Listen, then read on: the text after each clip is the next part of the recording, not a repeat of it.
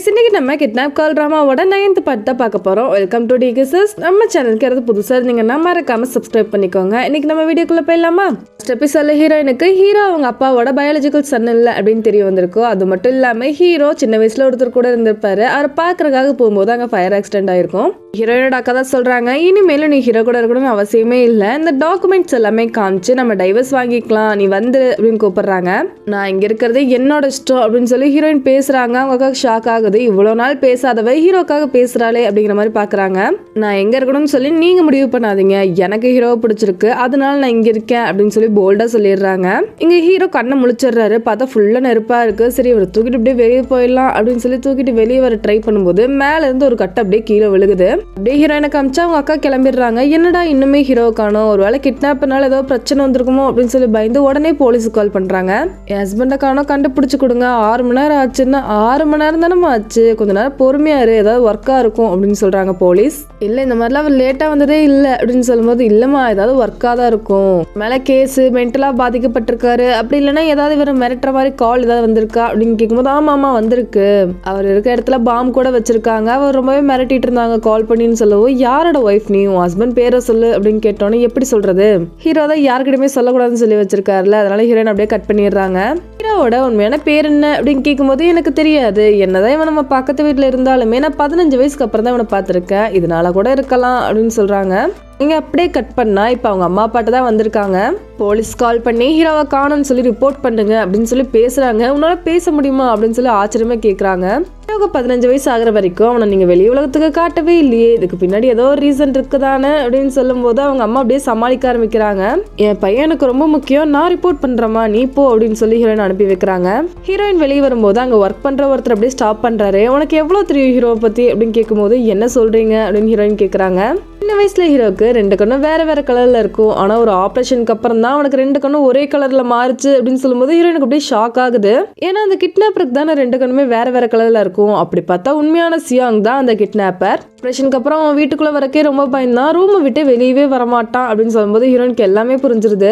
Operation பண்ண கூப்பிட்டு போனது உண்மையான சியாங்க, ஆனா ரிட்டர்ன் வரும்போது கூப்பிட்டு வந்து நம்ம ஹீரோவை தான். அப்பதான் அந்த கிட்னாப்பர் பேசினதை யோசிச்சு பாக்குறாங்க. என்ன விட சியாங்க பத்தி யாருக்குமே கரெக்டா தெரியாது அப்படின்னு சொல்லியிருப்பாரு. அப்ப இதான் ரீசனா அப்படின்னு சொல்லி ஹீரோயின் யோசிச்சுட்டு இருக்கும் போதே சங் கிட்ட இருந்து கால் வருது.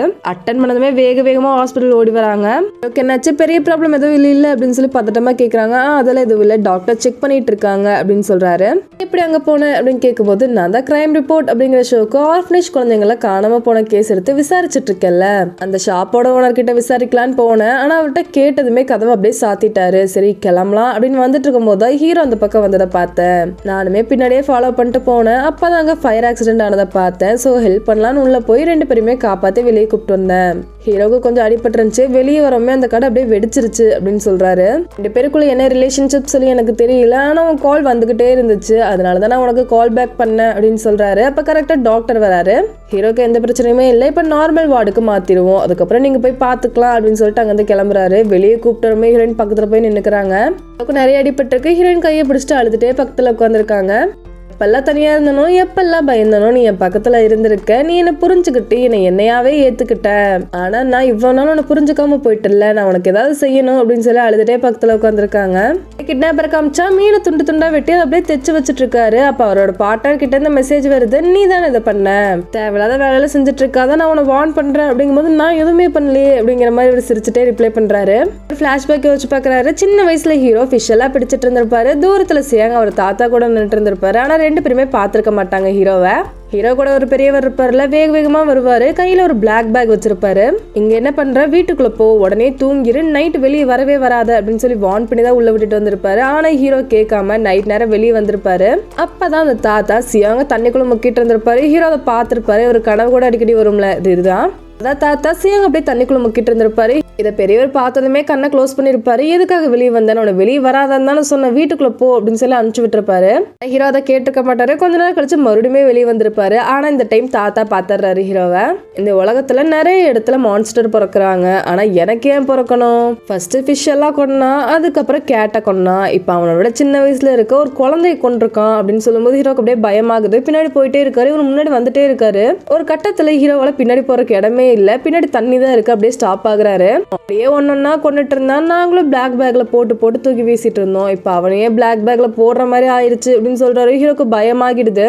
அப்புறம் தான் ஹீரோ அந்த வீட்டுக்கு சியாங்கா வந்திருப்பாரு. கனவுல அந்த பையன் தண்ணிக்குள்ள போறதே ஞாபகம் வந்துட்டே இருக்கும். அதனால தூக்கமே வராது. வெளியே வரும்போது ஹீரோன் எப்பவுமே இட்ஸ் ஓகே அப்படின்னு சொல்லி கண்ணாடி முன்னாடி சொல்லிட்டே இருப்பாங்க.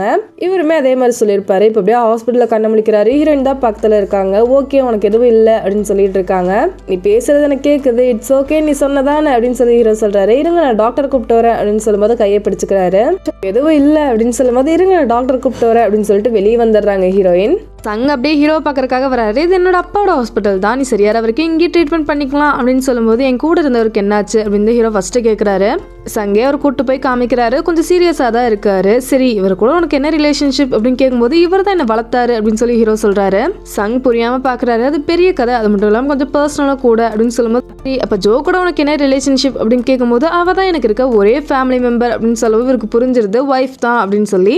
எதுக்காக நீ இது யார்ட்டையுமே சொல்லாமல் வச்சிருக்க அப்படின்னு கேட்கும்போது எனக்கே எவ்வளோ பிரச்சனை வருது நீ பார்த்தீங்கள, இது அவளையே பாதிக்கும், அதனால தான் நான் சொல்லாமல் இருக்கேன் அப்படின்னு சொல்லி ஹீரோ சொல்றாரு. ஹீரோட அப்பாவுக்கும் ரொம்பவே ப்ரெஷராக இருக்கு. ஸ்போக் பர்சன் எலெக்ஷனில் உங்களுக்காக சப்போர்ட் பண்ண வர மாட்டேன்னு சொல்லி மீடியாவில் கேள்வியாக கேட்டுட்டு இருக்காங்க. ஆனால் ஹீரோ தான் வலிக்கே வர மாட்டேறாரு. எல்லாம் வந்துருவான் அப்படின்னு சொல்லி இன்னுமே நம்பிட்டு இருக்காரு. இங்கே ஹீரோ இப்போதான் ஃபோன் ஆன் பண்ணுறாரு. லைனாக ஹீரோயின் பண்ண மெசேஜ் வந்துகிட்டே இருக்கு. கால், மெசேஜ், வாய்ஸ் நோட்டுன்னு சொல்லி எல்லாம் அனுப்பிச்சு வச்சிருக்காங்க. ஹீரோ ஒவ்வொன்றா ஓப்பன் பண்ணி பார்த்துட்டு இருக்காரு.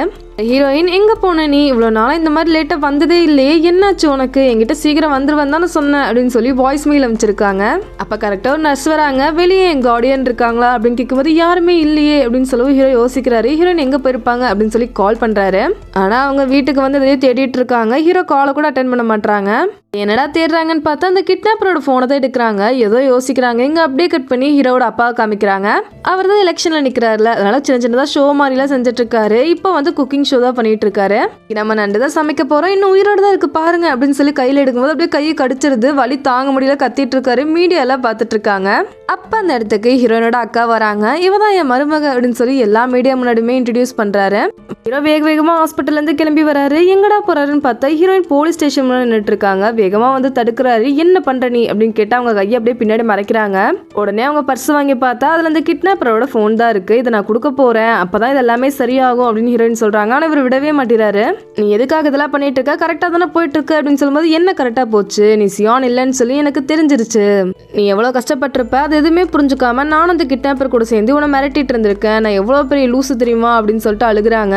ஹீரோமே எனக்கு இது எதுவுமே பிரச்சனை கிடையாது, எனக்கு நீ என் பக்கத்தில் இருக்கணும் அவ்வளோதான், எனக்கு அது மட்டும் போதும், உனக்கு புரியுதா இல்லையா அப்படின்னு சொல்லி பேசவும் ஹீரோயினுமே ஹக் பண்ணிக்கிறாங்க. அவருமே ஹக் பண்ணி ஆறுதல் படுத்துறாரு. சியாங் இல்லை, அதில் உனக்கு எந்த பிரச்சனையுமே இல்லையா அப்படின்னு கேட்கும்போது எனக்கு எந்த பிரச்சனையுமே கிடையாது, நான் பேசுவேனோ பேச மாட்டேனோ நான் ஜோ அப்படிங்கிறது மட்டும் தான் உனக்கு தெரிஞ்சது, அதே மாதிரி தான் எனக்குமே, நீ யாருன்னு தெரிஞ்சுக்கிட்டதில்ல, நான் சந்தோஷம் தான் படுறேன் அப்படின்னு சொல்லி மறுபடியுமே ஹக் பண்ணிக்கிறாங்க.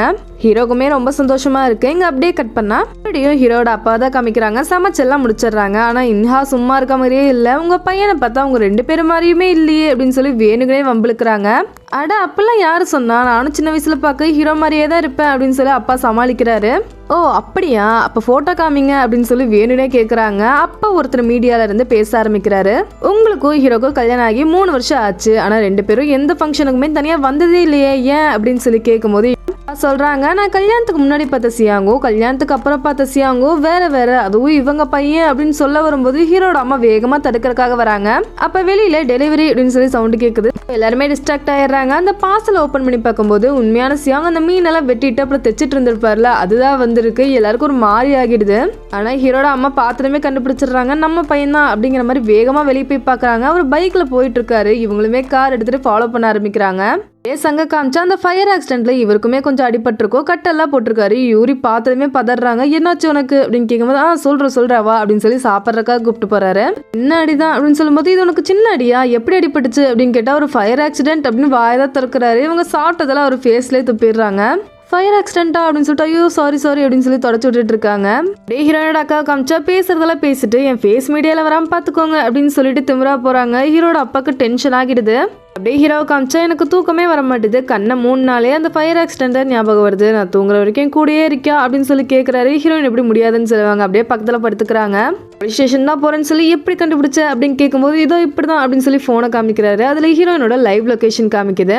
எனக்குமே இதே மாதிரி பண்ணி கொடுவேன், அப்போ நானும் பயப்படாமல் இருப்பேன்ல அப்படின்னு கேட்கும்போது இல்லை நான் காணாமல் போயிட்டேன் அப்படின்னா நீ என்ன தேடக்கூடாது, நீ ஜாலியாக உன் லைஃபை என்ஜாய் பண்ணணும், இந்த ப்ராமிஸ் எனக்கு பண்ணி கொடு அப்படின்னு கேட்கும்போது இவங்க இல்லை முடியாது என்னால் அப்படின்னு சொல்கிறாங்க. ஒன்று மட்டும் நல்லா புரிஞ்சுக்கோ, நான் காணாமல் போயிட்டேன் அப்படின்னா கண்டிப்பாக உன்னை தேடி நான் திருப்பி வந்துடுவேன், அது என்ன பிரச்சனையாக இருந்தாலும் சரி கடைசியில் உன்கிட்ட தான் வருவேன் அப்படின்னு சொல்லும்போது ஹீரோயின் டைட்டாக ஹக் பண்ணிக்கிறாங்க. இதை பற்றிலாம் யோசிக்காத ஃபர்ஸ்ட் தூங்கு அப்படின்னு சொல்லி தட்டி கொடுக்குறாங்க. ஹீரோ அப்படியே கண்ண மூடி படுத்துக்கிறாரு தூங்குற மாதிரியே. ஆனால் ஹீரோயின் தான் தூங்கிடுறாங்க. ஹீரோ முழிச்சுதான் இருக்காரு. அப்படியே ஹீரோனோட கண்ணத்தெல்லாம் தொட்டு பார்த்துட்டு இருக்காரு. அப்படியே ஃபர்ஹெட்ல கிஸ் பண்ணிட்டு படுக்கிறாரு. சங் ஹீரோக்கு கால் பண்ணி அந்த பெரியவர் எந்திரிச்சிட்டாரு அப்படின்னு சொல்ல உடனே பாக்குறதுக்காக வந்துடுறாரு. அந்த பெரியவர் பார்த்ததுமே நம்ம மன்னிச்சிரு, அவனை நான் வளர்த்திருக்கவே கூடாது அப்படின்னு தான் சொல்றாரு. அப்படியே பிளாஷ்பேக்ல காமிக்கிறாங்க. ஹீரோவோட தாத்தா சியாங் இறந்துட்டாரு அப்படின்னு நினைச்சு ஒரு பிளாக் பேக்ல போட்டு இந்த பெரியவர் கிட்ட கொடுத்துருப்பாங்க. இதை அப்படியே டிஸ்போஸ் பண்ணிரு அப்படின்னு சொல்லும்போது இவருமே எடுத்துட்டு வந்திருப்பாரு. ஆனா அந்த பேகுல அசைற மாதிரி இருக்கும். ஓபன் பண்ணி பார்க்கும்போது சியாங் உயிரோட தான் இருந்திருப்பாரு. பழசு எல்லாமே மறந்துருச்சு, மனநல வேற பாதிக்கப்பட்டுருச்சு. இதனால எந்த பிரச்சனையும் வராதுன்னு நினைச்சுதான் அவனை வளர்த்த ஆரம்பிச்சான். ஆனா அவன் குணம் மட்டும் மாறவே இல்லை அப்படின்னு சொல்றாரு.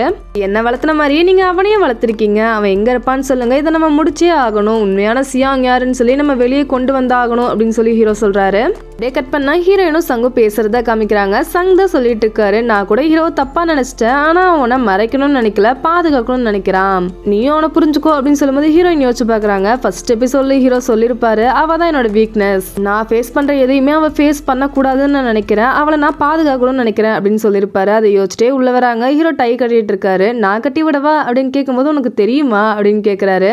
சொல்லி கொடுங்க அப்படின்னு சொல்லி கட்ட ஆரம்பிக்கிறாங்க. அவருமே சொல்லி கொடுத்துட்டு இருக்காரு. ஒரு இவெண்ட் இருக்குல்ல, நீ பாத்துரு, உனக்கு ஓகே தானே அப்படின்னு கேட்கும்போது ஹீரோனை ஹக் பண்ணிக்கிறாங்க. என்னை பத்தி கவலைப்படாதீங்க, நீங்க பாத்துருங்க அப்படின்னு சொல்றாங்க. ஹீரோவுமே ஹக் பண்ணிக்கிறாரு. அப்ப கங் கிட்ட இருந்து கால் வருது. அட்டன் பண்ணா நாங்க எல்லாருமே உங்களை பாக்குறதுக்காக வந்துட்டு இருக்கோம் அப்படின்னு சொல்லவும் ஹீரோக்கு பக்குன்னு ஆகுது. வேகமா வெளியே வந்து பார்த்தா எல்லாருமே வந்திருக்காங்க. யாரையுமே உள்ள போக விடாம அப்படியே டோரை க்ளோஸ் பண்ணிக்கிறாரு. ஏன்னா ஹீரோயின் உள்ளதான் இருக்காங்க. கங் உள்ள போக ட்ரை பண்ணிட்டே இருக்காரு. அதெல்லாம் வேண்டாம் நீங்க போங்க அப்படின்னு சொல்லி வெளியே அனுப்புறதுலேயே தான் குறியா இருக்காரு. ஆனா நம்ம 2 பேர் பிராக்டிஸ் பண்ணணும்ல ஈவெண்ட்ல பேசுறதுக்கு அப்படின்னு சொல்லும்போது தனித்தனியா பிராக்டிஸ் பண்ணிக்கலாமே அப்படின்னு சொல்றாரு. சரி போலாம் அப்படின்னு சொல்லி கங் கிளம்பும்போது பார்க் நீங்க கொஞ்சம் வா உன்கிட்ட பேசணும் அப்படின்னு சொல்லி கங்குக்கு அப்படியே கோவம் வருது. இப்போ அப்படியே அந்த ஈவெண்ட்ல தான் காமிக்கிறாங்க. ஹீரோ பேசிட்டு இருக்காரு. ஹீரோயின் பின்னாடி நின்று டிரான்ஸ்லேட் பண்ணிட்டு இருக்காங்க. ஹீரோயினோட எக்ஸ் கொலீக்ல இருக்காங்கல்ல, எல்லாருமே பார்த்து ரொம்ப சந்தோஷப்படுறாங்க. ஹீரோனோட அப்பாவுமே பார்த்துட்டு ஏன் பொண்ணு அது, ஏன் மருமக அது அப்படின்னு சொல்லி ரொம்ப சந்தோஷப்படுறாரு. எல்லாம் முடிஞ்சோடனே ஹீரோ வெளியே கிளம்புறாரு. அவரோட ஃப்ரெண்டுக்கு கால் பண்ணி அந்த ஆர்ஃபனேஜ்ல காணாம போன குழந்தைங்களை பத்தி கேட்டிருந்தேனே, ஏதாவது டீட்டெயில் கிடைச்சதா அப்படின்னு கேட்டா எதுவுமே கிடைக்கல. ஆனா ஒரு ட்வின்ஸ்ல ஒரு பையன் மட்டும் காணாம போயிருக்கான் அப்படின்னு சொல்றாரு. அப்படியா, அப்ப இன்னொரு ட்வின்னை கண்டுபிடிங்க, நம்மளுக்கு கண்டிப்பா ஏதாவது லீட் கிடைக்கும் அப்படின்னு சொல்லிட்டு கார் ஓடிட்டு இருக்காரு. போறாருன்னு பார்த்தா உண்மையான சியாங் இருக்க இடத்த அந்த பெரியவர் சொல்லியிருப்பாரு. அவரை தேடிதான் போயிட்டு இருக்காரு. இங்க ஹீரோயின் பார்த்தா தனியா நின்றுட்டு இருக்காங்க. அப்ப பார்க் வராரு. ஹீரோ உங்களை சேஃபா போய் விட சொன்னாரு, வாங்க அப்படின்னு சொல்லி ஒரு வாட்டர் பாட்டில் கையில கொடுக்குறாரு. ஹீரோயினுமே கார்ல ஏறிடுறாங்க.